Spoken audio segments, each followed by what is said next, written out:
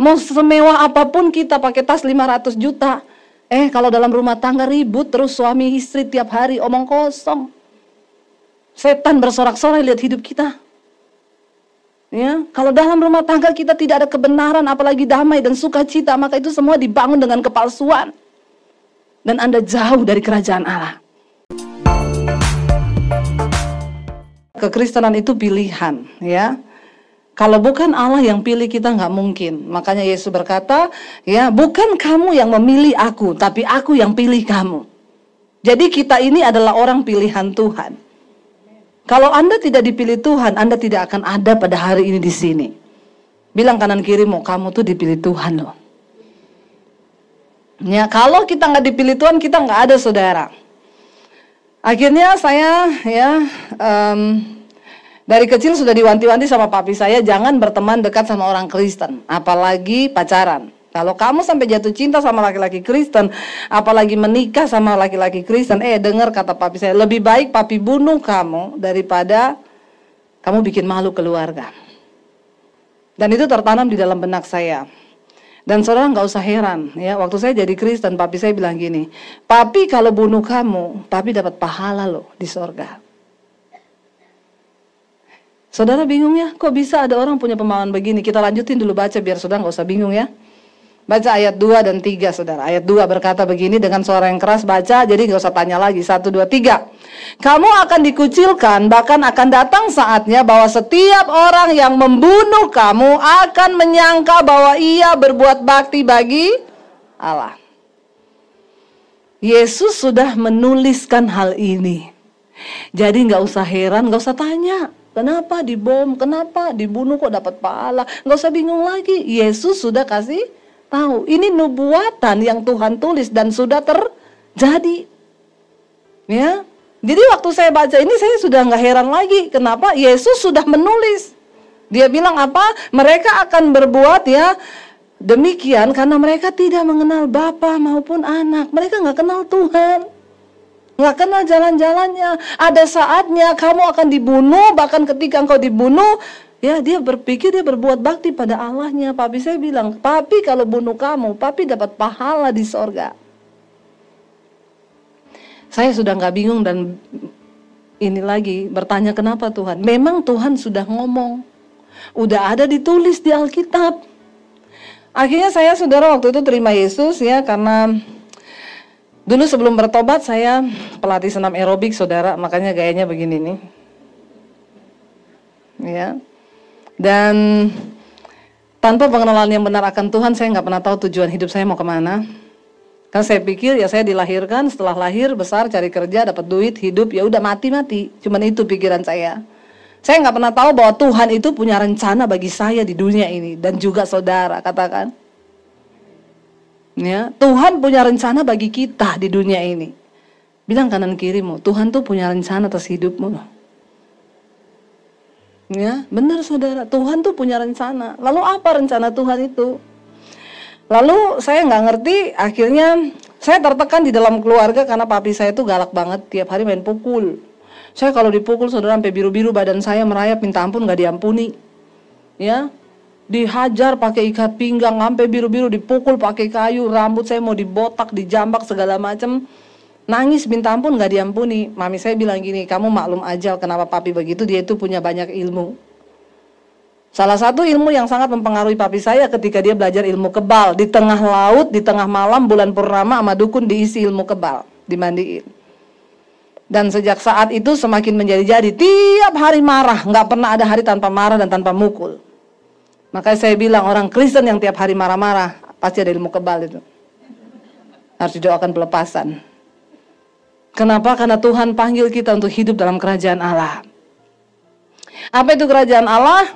Roma 14 ayat 12 berkata begini, sebab kerajaan Allah itu bukan soal makanan, bukan soal pakaian, bukan soal rumah mewah, bukan soal mobil mewah, bukan semua yang serba mewah yang Anda pakai di dunia ini, tapi kerajaan surga berbicara tentang kebenaran, damai, sejahtera, dan sukacita oleh Roh Kudus.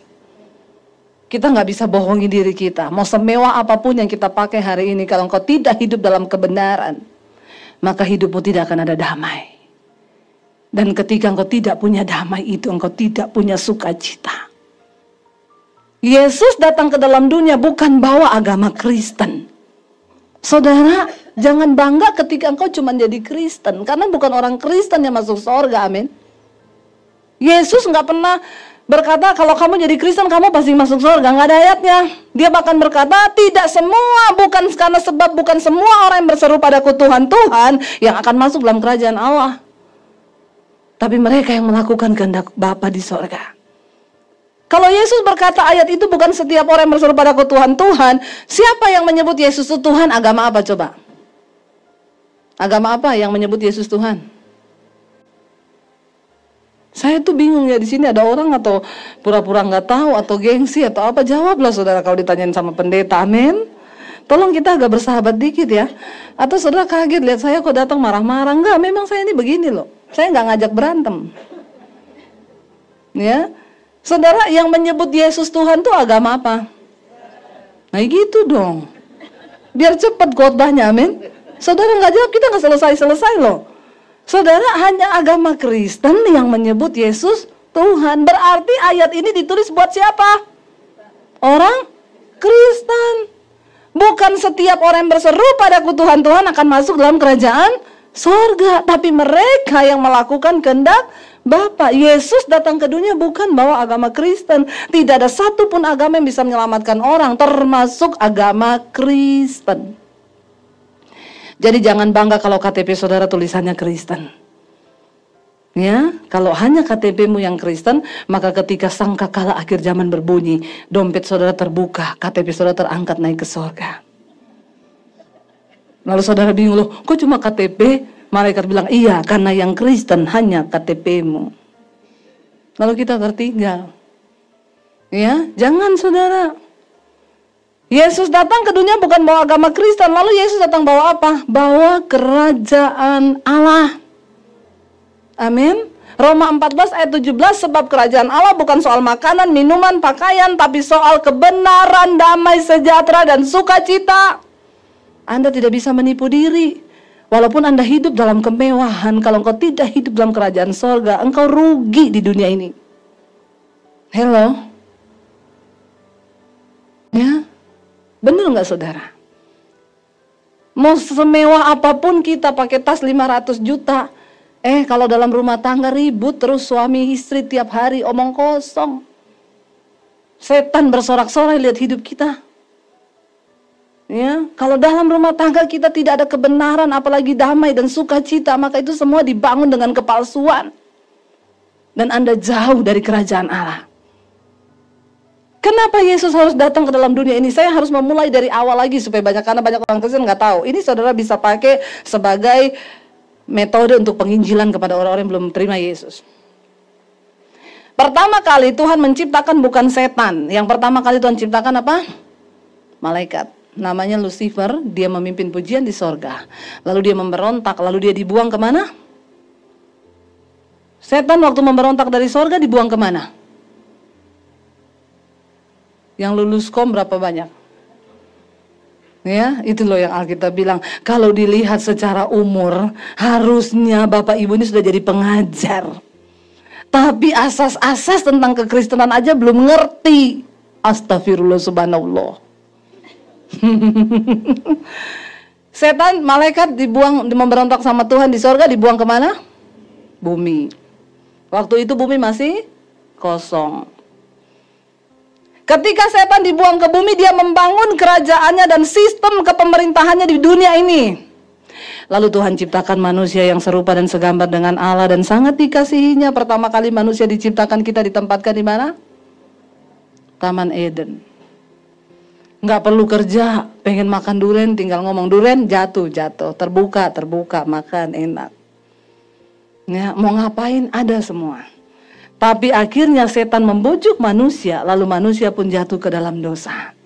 Ketika manusia berdosa, Allah itu kudus, manusia berdosa, kita terbuang dari hadapan Allah. Lalu manusia dari Taman Eden dibuang kemana? Sekarang kita ada di mana? Kita dibuang juga ke bumi. Berarti kita hidup satu nusa kambangan sama setan. Bilang amin dong. Nggak usah takut ya, bilang amin saudara. Kita hidup satu nusa kambangan sama Sama ngomongnya biasa aja ya. Ngomong setan. Ya, jadi kita hidup satu nusa kambangan sama setan. Makanya di dunia ini tidak enak. Mau sehebat apapun kita dekat dengan Tuhan, yang namanya dunia tuh nggak enak. Ada yang bilang dunia ini enak? Siapa yang ngomong dunia enak? Udah rohani semua ya. Yang masih suka dugem-dugem, enak nggak dunia? Nggak usah sok rohani ya. Ya, dunia enak nggak saudara? Nggak enak dunia ini. Kenapa? Karena ini tempat terkutuk. Dunia ini tempat pembuangan. Kita hidup satu nusa kambangan sama setan. Makanya jangan habiskan energi hidupmu untuk sesuatu yang nilainya tidak kekal di dunia.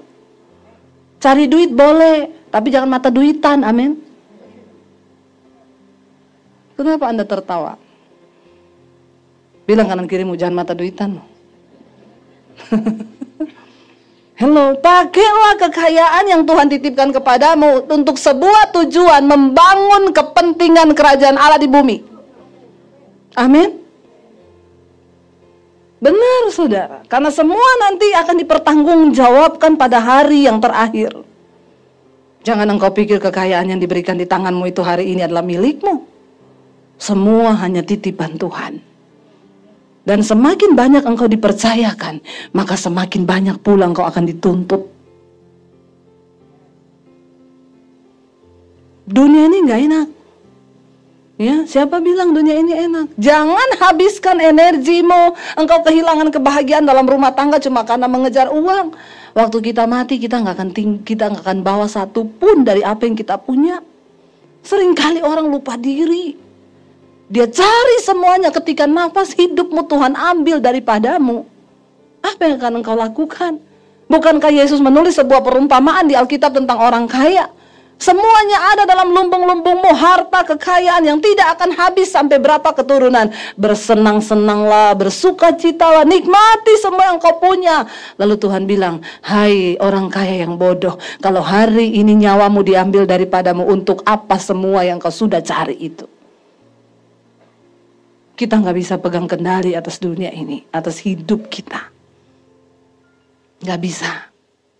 Ingat akan Tuhan senantiasa. Siapa yang mau hidup sampai 100 tahun? Nggak ada yang mau? Siapa yang nggak mau?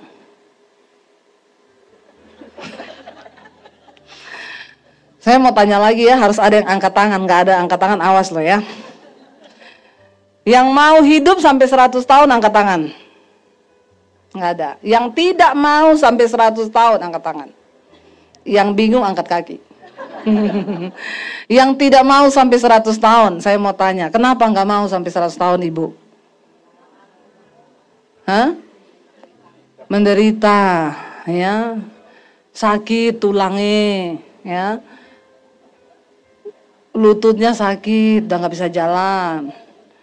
Belum lagi pikun, mau ke dapur tembus ke teras, ya, mau ke teras masuk garasi. Ya, pikun, istrinya tetangga dipikir istrinya dia. Kalau itu pura-pura pikun. Nggak usah pura-pura pikun ya, bapak-bapak. Ya, saudara nggak mau sampai 100 tahun karena sakit, menderita. Tetap aja alasannya egois ya. Kalau dikasih sehat, tulangnya sehat, semua sehat, nggak ada sakit, banyak duit, mau nggak 100 tahun?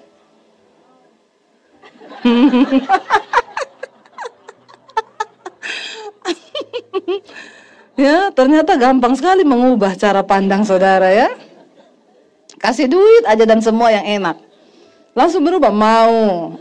Oh, kamu ketahuan mata duitan. Ya, begitu kasih duit semuanya serba ini mau. Saya tetap nggak mau. Kenapa? Karena dunia ini bukan tempat kita yang sesungguhnya. Ada saatnya kita kembali ke tanah kekekalan yang Tuhan sediakan bagi saudara dan saya. Bukan di sini tempat kita, atau bukan di sini. Karena itu orang yang percaya Yesus nggak boleh takut dengan yang namanya kematian. Rasul Paulus bilang, aku benci tubuh celakaku ini. Terlebih suka aku beralih dari tubuh ini dan pergi menetap kepada Tuhan. Kenapa? Karena selama aku diam dalam tubuhku ini, aku jauh dari Tuhan.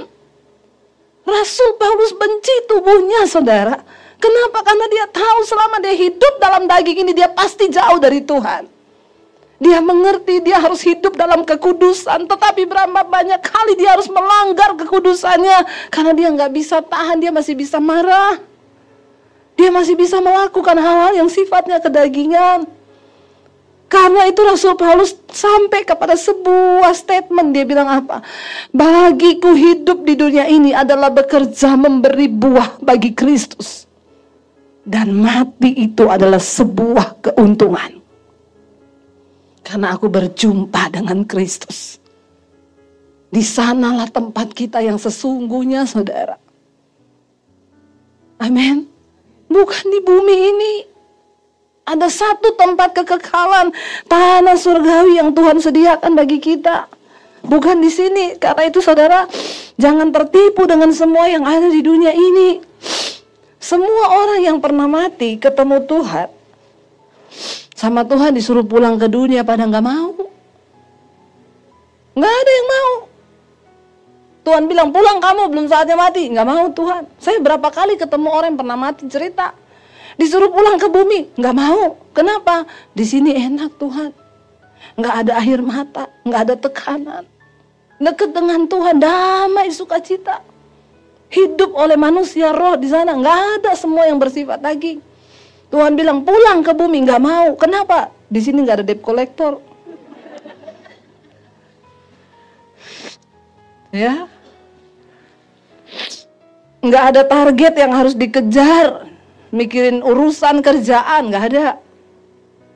Ya, Tuhan suruh pulang, nggak ada yang mau. Tapi Tuhan bilang belum saatnya, kamu harus pulang. Jadi saudara nggak perlu takut dengan yang namanya kematian. Bagian kita, persiapkan diri. Semua bisa terjadi, nggak usah bicara bom dulu baru mau mati. Ada banyak orang mulai ketakutan, wih bom di mana-mana. Setiap waktu kita bisa mati, amin. Nggak usah tunggu bom meledak baru mati, nggak usah. Orang duduk di kursi aja bisa mati.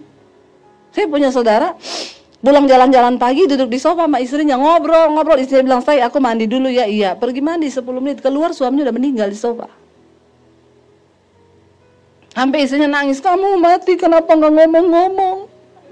Ya namanya juga mati, masa pamit? Pamit itu piknik. Orang mati nggak pamit. Dia bilang kalau saya tahu kamu mati saya nggak mandi tadi lah. Nggak benar. Siapa yang tahu? 10 menit ditinggal kamar mandi, roh maut lewat, tarik nyawanya, pulang. Orang kaya. Kurang apa coba? Nggak ada yang tahu hidup ini saudara. Teman saya suaminya matinya simpel gini, lihat, say, ini plafon rumah kita bocor loh. Ya udah panggil tukang ya, nggak usah kata suaminya. Saya bisa kok, cuman pendek, nggak usah panggil tukang. Naik pakai tangga, lagi perbaiki, ada lebah hitam itu yang agak gede, terbang, kan dia lagi di atas, hinggap di dada kiri, tiba-tiba ditikam di situ. Dia bilang pusing ya, turun, pingsan sampai di bawah. Dibawa ke rumah sakit, di jalan meninggal. Dokter bilang gini, Bu, ini sebenarnya lebah biasa loh. Kalau dia tikam di bibir atau di kuping cuman bengkak, Bu. Persoalannya dia tikam pas di pembuluh darah yang di jantung. Racunnya langsung masuk ke jantung tanpa dinetralisir dalam darah, langsung berhenti jantungnya. Istrinya berpikir, kalau saya tahu saya panggil tukang yang naik. Berarti yang diharapkan mati siapa? Tobat ya. Saya bilang kalau tukangnya naik, lebahnya nggak ada di situ. Loh benar nggak saudara? Maka ceritanya jadi berubah. Suami saya meninggal, kenapa lagi tidur ada lebah masuk kamar? Hinggap di dada kiri, tetap. Jadi bukan soal lebahnya, bukan soal tukang atau siapa, memang sudah time limit. Habis waktu. Kita nggak tahu hidup kita sampai kapan, saudara. Ada di sini yang tahu hidup sampai umur berapa? Ada yang tahu matinya tanggal berapa? Ya, kenapa tanggal mati kita nggak dikasih tahu sama Tuhan? Kenapa? Supaya kita hidup berjaga. Bener, kenapa Tuhan nggak kasih tahu tanggal mati kita? Supaya kita berjaga-jaga, hidup nempel terus sama Tuhan. Karena kalau tanggal mati kita dikasih tahu misalnya ya, kamu akan mati tanggal 31 Desember 2030 seiring bubarnya Indonesia. Tolak dalam nama Yesus. Indonesia nggak akan bubar. Indonesia bangsa yang dikasihi Tuhan. Karena ada anak-anak Tuhan yang terus berdoa bagi bangsa ini. Amin, saudara. Kalau dikasih tahu ya kamu mati tanggal 31 tahun 2030. Maka saya yakin kita akan berdosa sampai tanggal 29. Ayo, bener nggak, ngaku nggak?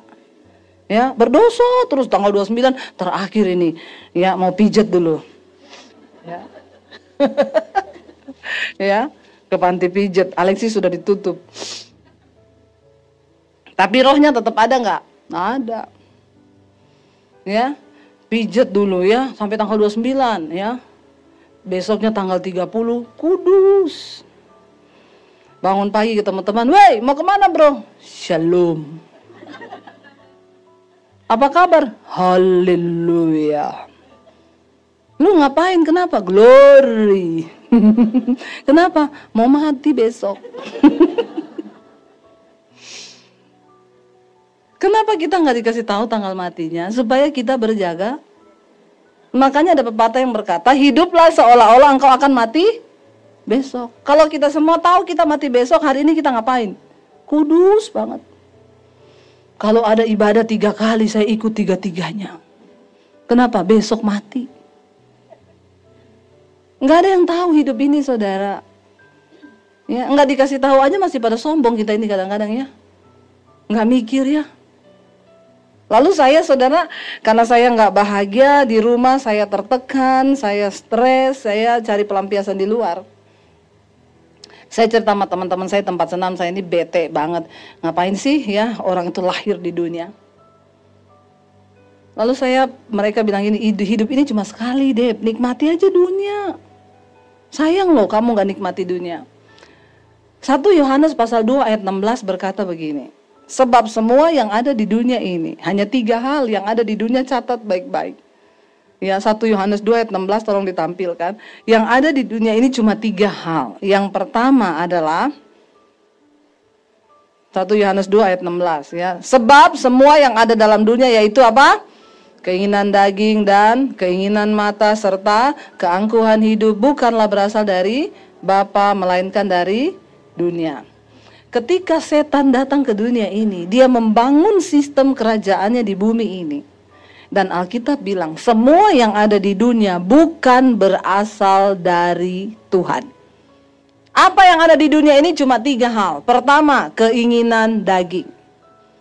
Apa itu keinginan daging? Galatia 5 bilang, percabulan, kenajisan, hawa nafsu, nafsu jahat, iri hati, kebencian, dendam, amarah, keserakahan, dan rupa-rupa kejahatan ada dalam daging kita. Dan barang siapa yang hidup menurut daging, maka dia akan mati binasa. Tetapi jika oleh roh engkau mematikan perbuatan dagingmu, maka kamu akan hidup, kata firman Tuhan. Amin, saudara. Yang pertama ada keinginan daging. Semua punya daging gak? Ingat ya, dagingmu itu punya keinginan. Ya, makanya agak dikurang-kurangi berat badannya. Enggak. Ya, mau gendut, mau kurus, tetap sama yang namanya keinginan daging ya. Yaitu percabulan, kenajisan, hawa nafsu, nafsu jahat, iri hati, dendam, amarah, kebencian, keserakahan, rupa-rupa kejahatan ada dalam daging kita ini. Saudara, setan zaman dulu sama setan zaman sekarang beda. Ya, setan zaman dulu tuh pocongan, kuntilanak, genderuwo. Zaman sekarang udah nggak muncul setan begituan. Kenapa nggak muncul? Udah kalah pamor. Manusia udah nggak takut, ya, film horor laku keras, sampai setan gondok. Mereka kok nggak takut lagi sama kita ya? Film kuntilanak ditonton, film setan ditonton, penontonnya antri, mau beli tiket, sampai setan geleng-geleng kepala. Makanya setan udah nggak muncul dalam hal yang begituan lagi.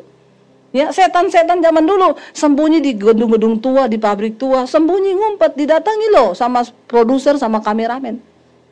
Datang ke gedung tua ngapa? Cari setan mau di syuting. Ambil setan stres.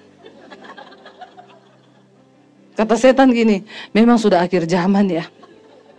Kenapa kata temennya? Lihat ya, bukan kita yang ganggu manusia, manusia yang ganggu kita. Sekarang semua manusia kesetanan loh. Ambil setan protes sama Tuhan, saya nggak mau jadi setan lagi Tuhan. Kenapa? Manusia lebih setan dari setan. Ya, setan mau dibikin film, sutradara datang, ngumpet setan loh. Kata setan, saya nggak mau jadi bintang film. Cari aja yang lain. Akhirnya orang kerasukan di syuting. Ya, setan stres. Kata setan, tidak ada tempat aman lagi bagi kita di dunia ini. Nah, karena setan udah stres, dia tahu udah makin zaman, dia berinovasi. Setan zaman now. Setan zaman now tidak lagi menakutkan, ya, kuntilanak, pocongan, udah enggak. Kata kuntilanak gini, aku sama orang Kristen lebih kudus aku. Bajuku panjang sampai di bawah, bolongannya satu tok di belakang.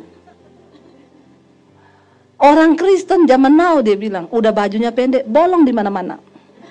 Jadi kata kuntilanak, Eke bingung, yang setan Eke apa ye? Halo bapak-bapak, banyak kuntilanak akhir zaman. Ya, banyak pelakor zaman now.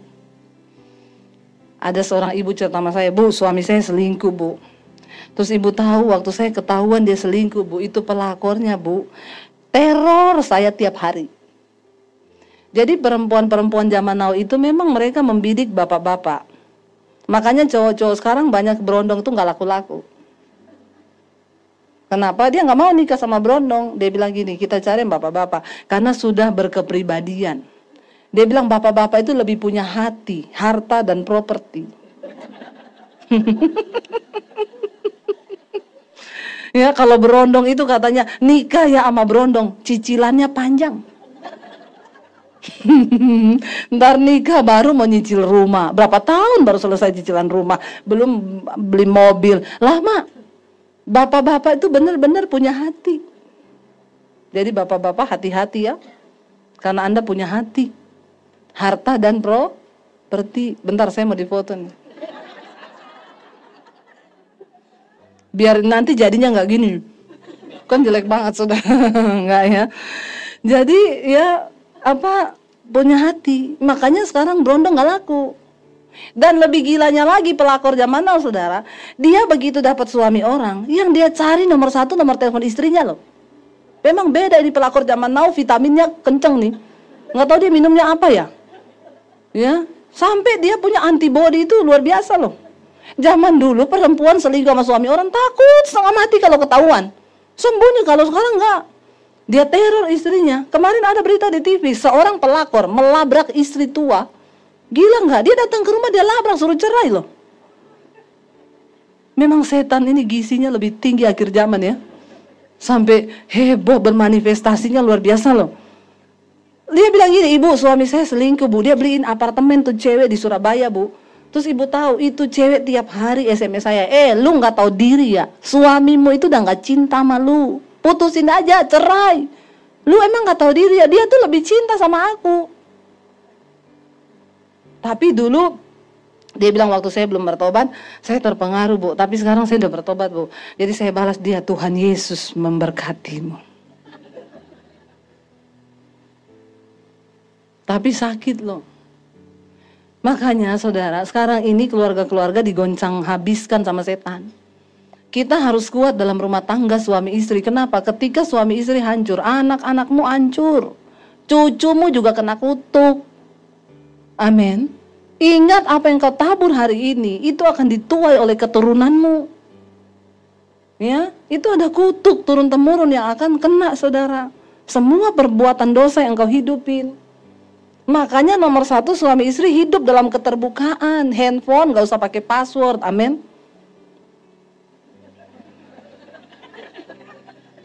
Ketahuan ini masih banyak yang pada pakai password ya. Kalaupun pakai password, suami istri harus saling tahu. Nggak apa-apa tuker-tukeran, ada loh. Orang Kristen suami istri nggak boleh istrinya pegang HP suaminya, nggak boleh. Ini harus dibaptis ulang. Dan kita rendam agak lama. 5 menit gitu.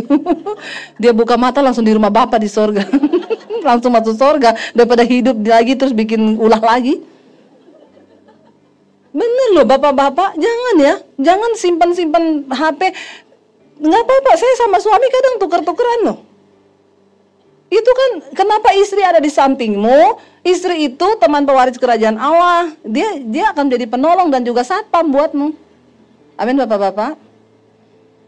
Ya, demikian juga istri-istri, kita terbuka sama suami kita. Kalau ada yang ganggu, bapak-bapak kasih tahu sama istrimu. Ya, perempuan-perempuan zaman now menyamar jadi sales credit card, nanti telepon, terus nanti ajak kencan. Ya, terus nanya, "Pak, udah makan belum?" Bilang, "Udah, istri saya masak nasi goreng pedes banget. Kayak sambel." Hati-hati loh saudara ya, jangan ditutup-tutupin. Makanya satu kali ada bapak-bapak, dia bilang sama istrinya gini, saya mau bikin kopi nih, gula di mana?" Kata istrinya, "Itu loh di botol ya ada tulisannya garam." "Nah kok bisa gula ditulis garam?" "Biar nggak ketahuan semut." Terus suaminya kan bingung, "Loh kok bisa gitu?" Kata dia, "Kan kayak kamu Pak, HP-mu Wanti, lu tulis Wanto." Hello. Jadi kalau HP-nya bunyi, isinya tanya, "Siapa itu yang telepon?" "Pak Wanto." Padahal waktu diangkat, "Halo." Bertobat. Yang benar begitu nggak usah angkat tangan bapak-bapak ya. Di rumah saja bertobat. Lo benar nggak saudara? Ya, akhirnya saya nikmati dunia, keinginan daging yang pertama. Percabulan, kenajisan, saya ke diskotik, ya, saya dugem, saya lakukan semua hal, saya bersinah. Itu yang setan taruh dalam diri kita. Lalu Alkitab bilang di dunia ini yang kedua yang ada itu keinginan mata. Mata manusia itu ada puasnya nggak? Halo? Mata kita ini ada puasnya nggak? Nggak ada puasnya manusia itu, ya. Dikasih motor pengen, kasih mobil pengen, kapal, ya, jadi juragan kapal. Kasih kapal pengen, helikopter, ya. Dikasih rumah tadinya kontrakan cuma 1 petak, pengen punya rumah sendiri. Kasih rumah 1 pengen 10. Udah punya rumah 10, beli tanah di mana-mana. Udah punya kapling di mana-mana, ya. Punya hotel, punya villa, ya. Udah punya rumah di sorga belum? Udah punya kapling di sorga?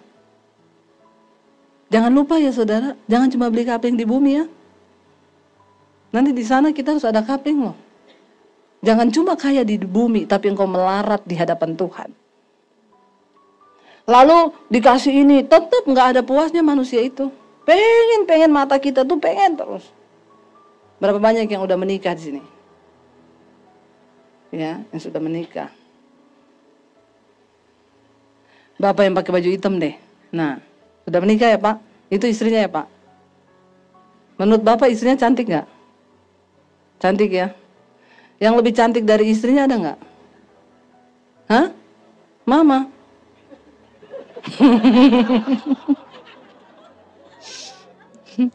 Jangan bilang mama dulu, saya tahu hari ini hari ibu ya, hari Mother's Day saya tahu. Tapi saya lagi tanya sama Bapak tentang wanita lain, jangan mama ya. Yang lebih cantik dari istrinya Bapak ada nggak? Nggak ada. Jadi cuman ibu yang paling cantik. Kayaknya Bapak harus periksa mata deh Pak.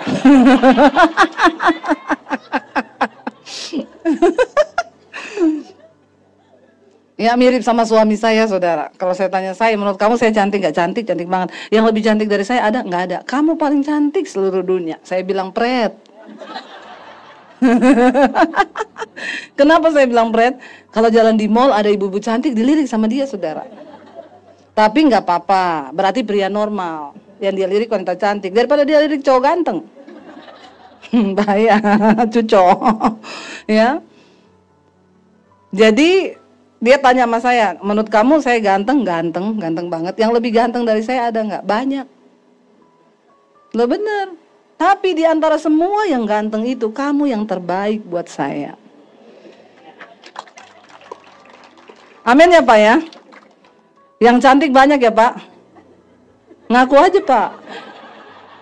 Jangan takut dicubit istri ya. Itu kan lebih baik jujur walaupun menyakitkan. Ya, mata itu nggak pernah ada puasnya.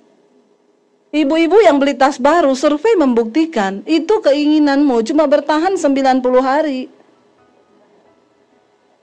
3 bulan engkau punya tas baru, buktikan. Habis itu engkau udah bosen.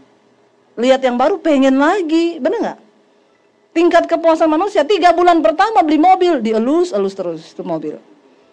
Nanti udah 3 bulan berikutnya udah nggak ada, pengen lagi, lihat lagi yang baru, pengen lagi yang baru. Tapi hati-hati, Tuhan bilang, jangan engkau memuaskan semua keinginan tubuhmu untuk engkau turuti semua keinginannya. Keinginan daging itu bahaya. Keinginan mata, yang terakhir yang ada di dunia adalah keangkuhan hidup, yaitu kesombongan. Siapa yang nggak sombong? Ampuni ya, sombong semua di sini ya. Ada orang bilang gini, itu Bu, mentang-mentang kaya sombong sekali Bu. Orang kaya sombong ya biasa, miskin sombong aja banyak. Bener nggak saudara? Nggak kaya, nggak miskin, semua orang punya bakat sombong. Tapi Tuhan menentang orang yang sombong. Mau kaya, mau miskin, kita semua ini sama, cuma tercipta dari tanah. Mati nanti balik kembali jadi tanah. Tapi kalau hidupmu terlalu banyak masalah, saya curiga Anda dicipta dari tanah sengketa. Harus didoakan pelepasan itu. Ya. Jadi saudara nggak boleh sombong. Yang ada di dunia ini yang ketiga adalah keinginan, kesombongan, keangkuhan hidup. Cuma 3 ini yang ada di dunia. Maka jangan mau lama-lama di dunia. Amin. Kita harus tinggalkan dunia ini. Kematian adalah awal sebuah kehidupan dalam kekekalan. Kekal di surga bersama Bapa di surga kalau hidupmu benar. Kekal di neraka jika hidupmu tidak benar. Persiapkan hidup kita. Ini saya sampai jam berapa? Udah habis waktu ya Bu? Belum ya? Sampai jam berapa Pak? Ya. Jadi saudara, ya harusnya kita selesai jam 12 ya. Tapi saya khotbahnya sampai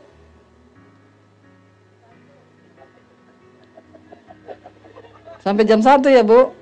Anda puas, saya lemes. Habis ini saya masih ada khotbah 2 kali lagi saudara ya. Hari Minggu itu hari dinas. Ya, pokoknya hari kerja buat hamba Tuhan. Jadi ya kita hidup ya di dunia ini cuma ada 3 hal ini ya, maka jangan betah-betah. Yesus kenapa datang ke dunia? Dia datang membawa kerajaan Allah. Waktu dunia ini udah hancur, dia lihat manusia hidup di dalam terkutuk hidupnya, menderita, dia harus turun ke bumi. Saya nginjilin satu bapak sopir Grab. Saya suka kemana-mana tuh naik Grab saudara. Kenapa? Ketemu banyak orang, kita bisa nginjil. Saya pesan Grab yang ambil namanya Muhammad. Waduh, Muhammad. Ya udahlah. Dia datang. Ibu Debbie Basir, iya. Pak Muhammad, iya. Naik Bu, naik. Pakai kopiah putih. Gantungan di mobilnya tasbih. Pak, ini lagi apa rame-rame tuh Pak di radio tuh Pak? Dia kan putar radio. Ini Bu, Setia Novanto itu loh Bu. Oh, yang ditabrak tiang listrik ya? Iya gini-gini. Oh ya udah. Terus dia bilang gini, tapi ibu jangan salah loh, itu Setia Novanto itu kan istrinya satu suku sama ibu. Loh emang bapak tahu saya suku apa? Ibu Chinese kan? Haleluya saudara ya. Saya ada tampang Chinese kah? Ya kalau buka kacamata kayaknya cipit ya. Saya bilang bukan Pak, ya saya ini asli dari Sulawesi. Terus dia bilang gini, oh kalau gitu ibu pribumi dong. Bukan Pak, saya peribulan. Ya, saya bilang Bapak jangan ngomong-ngomong pribumi.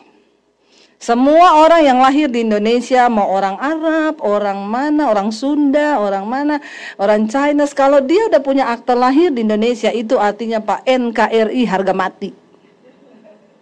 Amin. Kita kan naik Grab ketemu orang kan. Ya, ketemu orang Kristen itu sekarang kan eksklusif, ketemu sesama Kristen, makan sesama Kristen, di mobil sesama Kristen. Terus kita kapan nginjil? Garam kumpul sama garam, nanti jadi gudang garam. Darah tinggi semua, marah-marah, berantem, pecah. Jangan, ya keluar beritakan Injil, amin. Biar nggak ketinggian garamnya. Jadi dia bilang gini, oh berarti ibu pribumi ya? Enggak, saya. Oh ya udah bu, berarti ibu Muslim. Lihat saudara, yang diomongin kalau nggak pribumi bawa agama. Ini orang kategori kebanyakan micin. Ya, jadi gagal fokus. Dia lagi nyetir gini, berarti ibu Muslim ya? Saya bilang dulu pak, tiba-tiba dia ngerem, cit. Dulu, berarti ibu sekarang apa? Pak, lihat ke depan nanti nabrak. Santai aja pak, biasa aja. Lalu dia bilang, loh dulu berarti ibu sekarang apa? Ya sekarang saya ke gereja. Wah ibu murtad ya jadi Kristen. Ya terserah bapak sebut saya apa, saya nggak marah kok. Bapak bilang saya juga murtad, saya nggak marah. Tapi saya nggak mau bapak sebut saya Kristen. Ibu kenapa pindah Kristen? Jangan sebut saya pindah Kristen pak. Kenapa? Karena nggak semua orang Kristen masuk surga. Makanya buat kami itu agama itu tidak bisa menyelamatkan. Makanya kita nggak pernah bela agama pak. Apalagi sampai berjilid-jilid. Nggak usah. Ya karena buat kami bukan agama yang menyelamatkan. Nah terus maksudnya ibu mau disebut apa? Saya lebih senang kalau bapak sebut saya pengikut Kristus. Oh iya, karena kalau pengikut Kristus itu pasti sorga. Ya kalau cuman Kristen belum tentu. Lalu ibu cerita dong kenapa ya ibu bisa beralih jadi, yaitu tadi ibu bilang pengikut Kristus. Ya, saya bilang kalau saya cerita lama loh Pak, mudah-mudahan macet ya. Ya, karena kalau nggak macet gantung nanti, nggak selesai. Terus dia bilang gini, kayaknya kita masuk tol di depan Gatot Subroto macet tuh Bu, boleh tuh Bu. Jadi sengaja cari rute macet ya Pak ya, biar selesai ceritanya. Lalu dia bilang gini, Bu, kenapa kami menyebut orang Kristen itu kafir? Karena dalam surat Al-Ikhlas dengan jelas dikatakan lam yalid wa lam yulad wa lam yatul wal kufuwan ahad.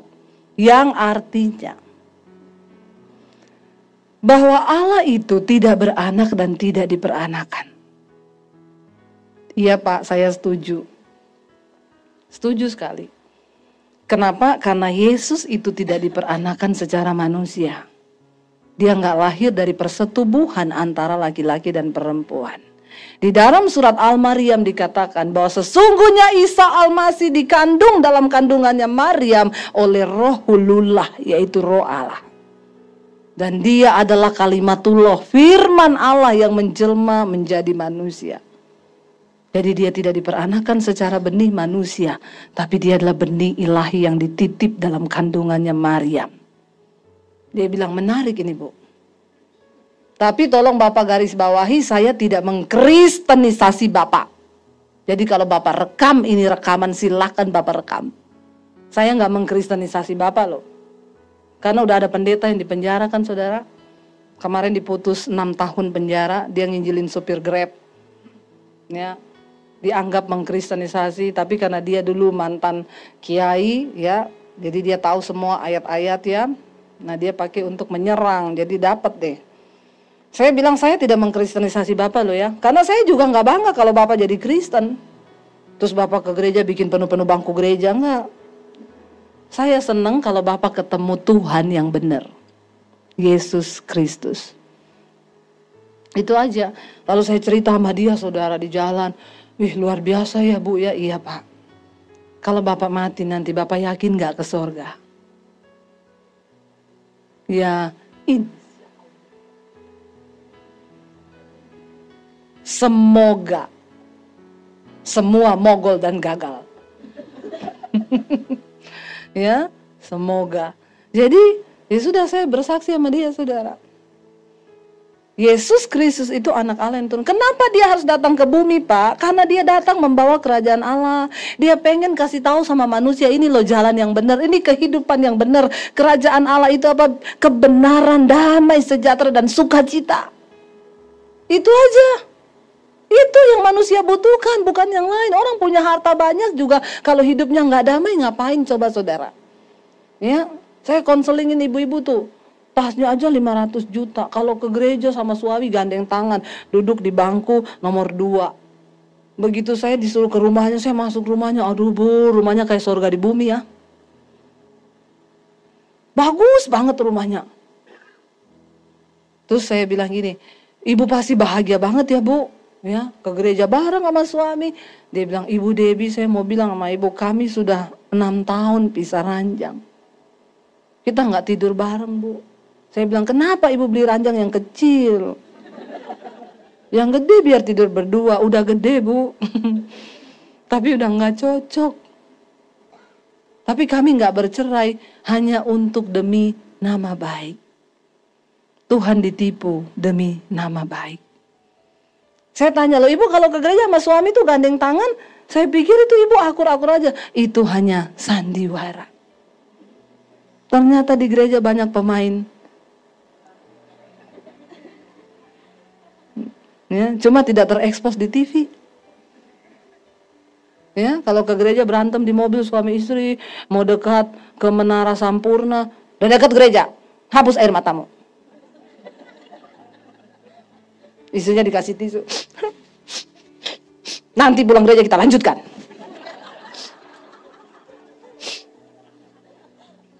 Masuk gereja salaman sama ajar. Shalom Bu, apa kabar? Baik, dahsyat, luar biasa.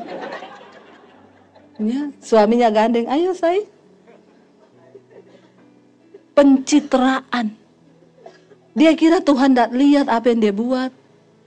Dia kira Tuhan nggak tahu. Alkitab berkata di sekeliling kita ini banyak saksi. Saksi yang pertama itu mata Tuhan. Setiap hari mata Tuhan menjelajah ke seluruh bumi melihat orang baik dan orang jahat. Itu kata firman Tuhan. Semua rekaman hidupmu ada di CCTV-nya Tuhan. Nggak ada satu pun yang tersembunyi. Bahkan Alkitab berkata satu saat nanti kita semua akan berdiri di hadapan tahta pengadilan Kristus. Di situ akan dibuka semua secara terang-terangan. Bahkan apapun yang terselubung di dalam hati manusia itu akan diungkap. Jadi ingat loh, semua rekaman hidup kita ada di CCTV-nya Tuhan. Ada tuh kemarin kan beredar di WhatsApp dibagiin itu ya, orang yang takut CCTV lebih daripada Tuhan. Di lift dia nyolong dompetnya orang, terus dia lihat ada CCTV, dia balikin lagi. Takut CCTV daripada Tuhan. Dia nggak lihat mata Tuhan tuh menjelajah di seluruh bumi. Ya, ada lagi yang di mall nyolong dompetnya ibu-ibu. Begitu dia nyolong, dia lihat ada CCTV, dia masukin lagi. Orang-orang yang hanya takut pada CCTV manusia, dia lupa bahwa Tuhan itu matanya merekam. Dan mata Tuhan melebihi kecanggihan CCTV manapun juga yang bisa menembus segala ruangan dan tembok-tembok yang tidak terlihat. Jadi satu saat kita semua akan berdiri di hadapan tahta pengadilan Kristus. Lalu akan ditanya, kamu pernah selingkuh gak? Demi Allah. Gak pernah. Tuhan bilang malaikat, puter channel 7. Ada rekamannya. Jadi hari ini kita pulang bertobat. Tuhan, saya mau hapus semua rekaman hidup saya yang lama. Saya mau bikin rekaman hidup yang baru mulai hari ini. Tuhan gak pernah menghitung berapa banyak dosamu, tapi dia selalu mau tunggu kapan engkau bangkit kembali untuk hidup dalam kekudusan dan perkenanannya. Amin saudara. Akhirnya saudara, saya stres, saya kecewa, saya marah. Saya terusin sampai jam 12 ya Bu. Nggak apa-apa ya? Boleh saudara? Ada yang keberatan?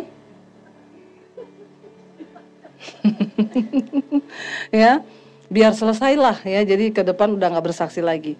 Jadi, karena tadi ini saya mau khotbah sebenarnya, tapi banyak yang belum dengar kesaksian saya. Nanti Anda dibilang kurang gaul. Ya. Jadi kalau Debbie Basir ya yang mana tuh ya?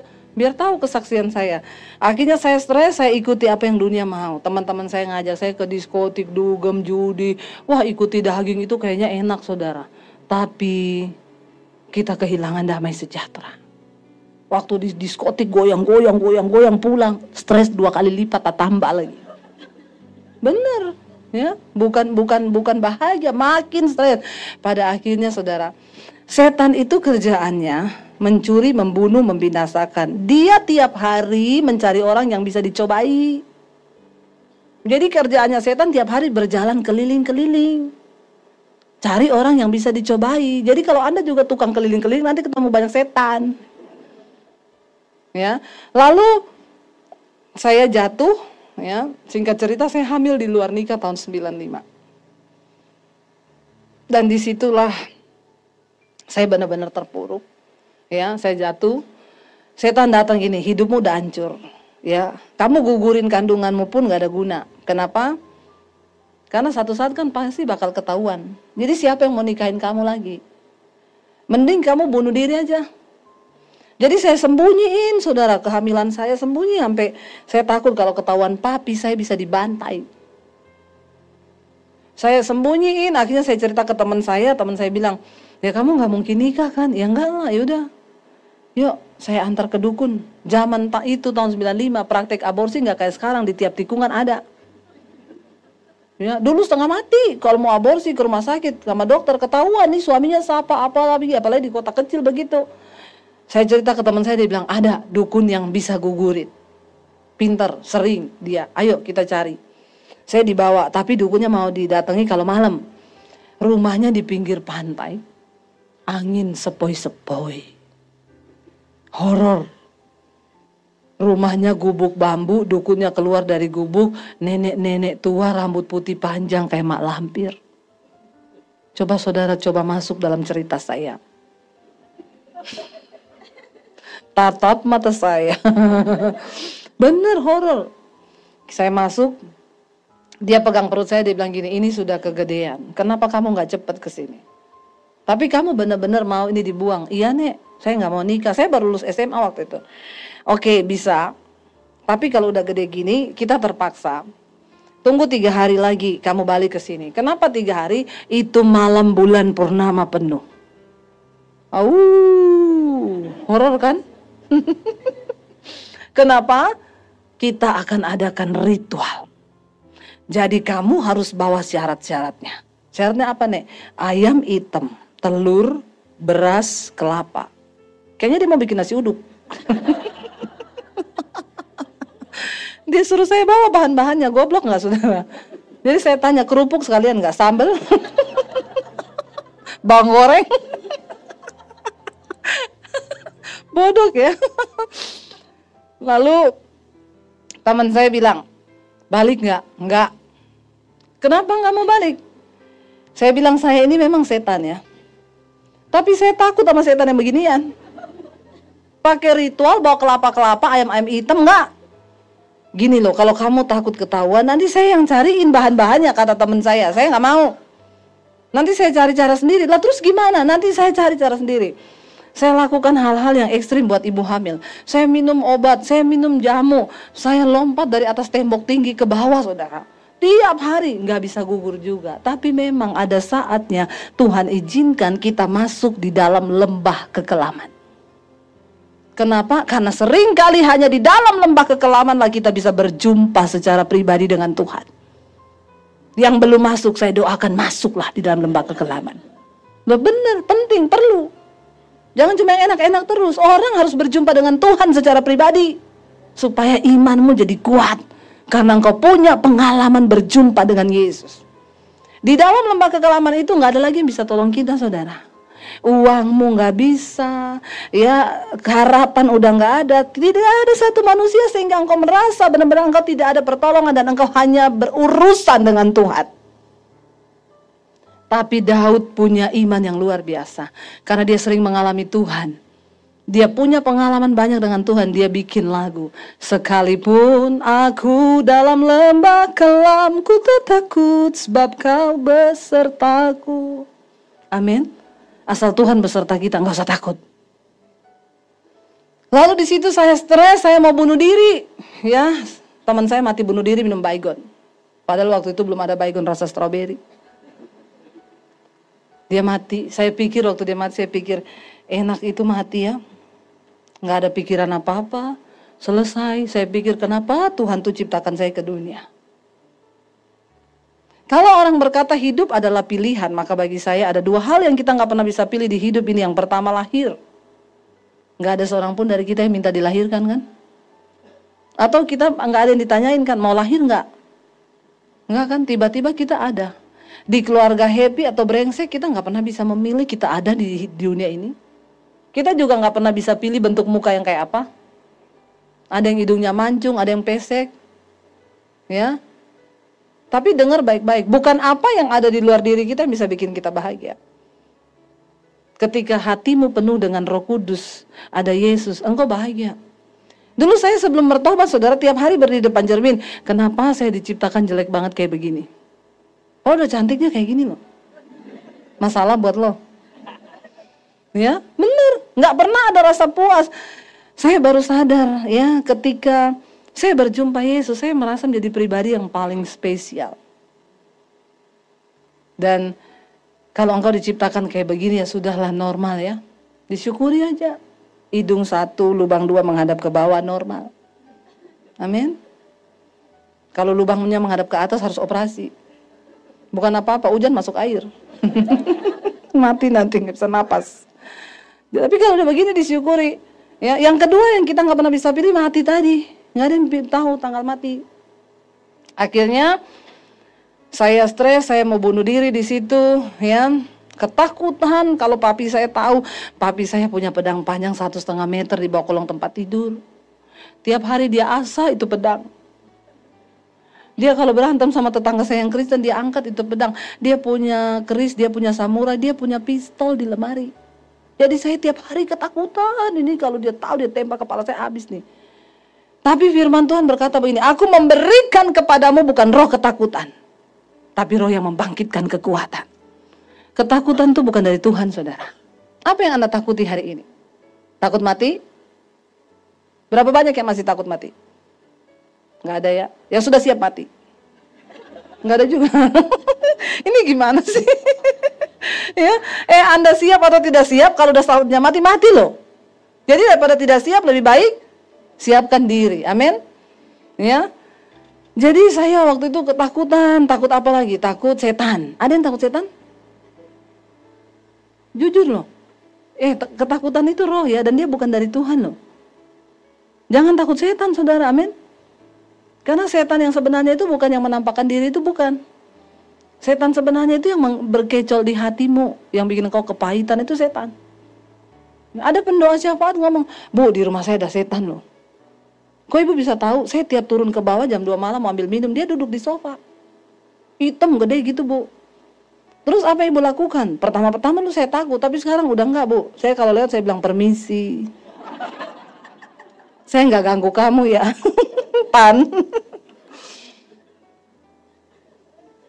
Jadi saya tanya sama dia, Ibu itu sertifikat rumah atas nama ibu atau atas nama setan?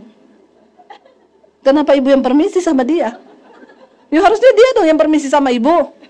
Saya bingung ya, rumahnya pendoa syafaat ada setan. Bingung gak saudara? Dulu pertama kali saya datang di Jakarta, saya kan kontrak rumah. Orang bilang, itu ada Bu, murah. Tapi jujur, kata satpamnya, horor. Saya bilang, saya suka itu yang banyak setan. Ya, yang penting murah dulu, ambil dulu. Tapi banyak setan, Bu. Gak apa-apa, saya datang, setan pergi. Amin. Jangan saudara datang, setan juga datang. Nah ini gak benar.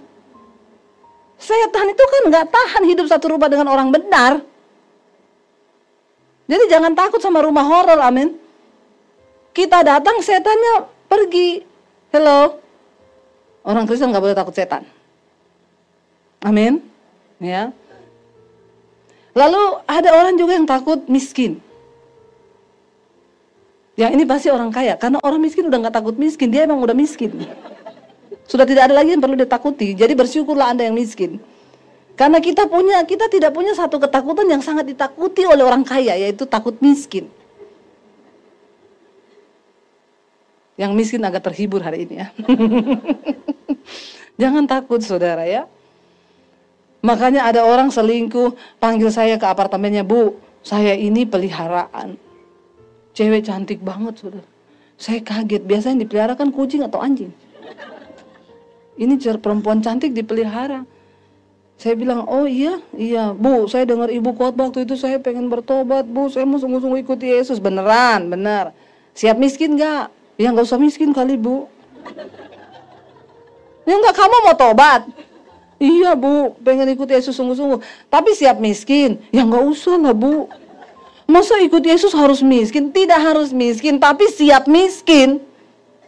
Loh kenapa begitu? Lah kan nanti kalau kamu tobat, kamu kembali ini semua yang dikasih sama peliharaan itu. Ini kan apartemen punyanya dia kan? Iya, balikin. Gitu ya. Itu mobil Mercy terbaru punyanya siapa? Punya dia juga, balikin. Ya. Ngeri saudara. Ini temannya Syahrini, maju cantik, mundur cantik. Saya nggak tahu kalau kepleset masih cantik nggak ya?